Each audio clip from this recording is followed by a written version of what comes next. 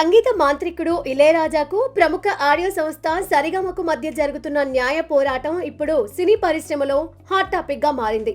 మనందరినీ తన పాటలతో మురిపించే ఇళయరాజా ఇప్పుడు తన సొంత పాటల విషయంలోనే కోర్టు మెట్లు ఎక్కాల్సి రావడం అందరినీ ఆశ్చర్యానికి గురి చేస్తోంది.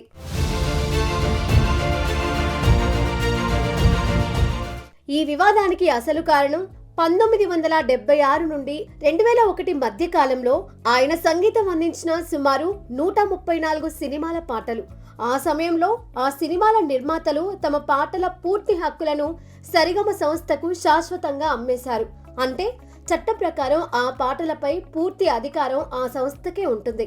అయితే ఇళయరాజా ఆ 134 సినిమాల పాటలను వివిధ డిజిటల్ మ్యూజిక్ యాప్స్ లో వాడుకునేలా ఇతరులకు అనుమతులు ఇచ్చారు. దీనిపై సరిగమ సంస్థ అభ్యంతరం వ్యక్తం చేస్తూ ఢిల్లీ హైకోర్టును ఆశ్రయించింది. గతేడాది అగత్య అనే సినిమాలోని ఒక పాట విషయంలో మొదలైన ఈ చిన్న గొడవ ఇప్పుడు 134 సినిమాల వరకు పాకింది. ఈ కేసును విచారించిన కోర్టు ప్రాథమికంగా ఒక కీలక నిర్ణయం తీసుకుంది. నిర్మాతల దగ్గర నుండి హక్కులు కొనుగోలు చేసిన తర్వాత ఆ పాటలపై పూర్తి అధికారం సరిగమ సంస్థకే ఉంటుందని కోర్టు స్పష్టం చేసింది. సంస్థ అనుమతి లేకుండా ఆ పాటలను ఇతరులకు కేటాయించడం సరికాదని పేర్కొంది.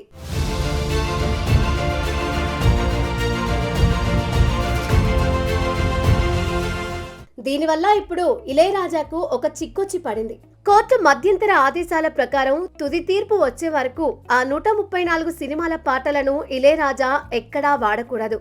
ఈ వార్త సంగీత అభిమానులను కొంత కలవరానికి గురి చేస్తోంది.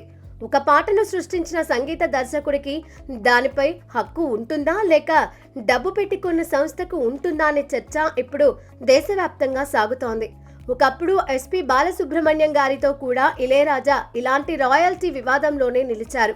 ఇప్పుడు అదే చట్టపరమైన చిక్కులు ఆయనను కూడా చుట్టుముట్టడం గమనార్హం. ఈ న్యాయ పోరాటంలో చివరికి విజయం ఎవరిని వర్తిస్తుందో చూడాలి అంటే కోర్టు ఇచ్చే తుది తీర్పు వరకు వేచి చూడాల్సిందే.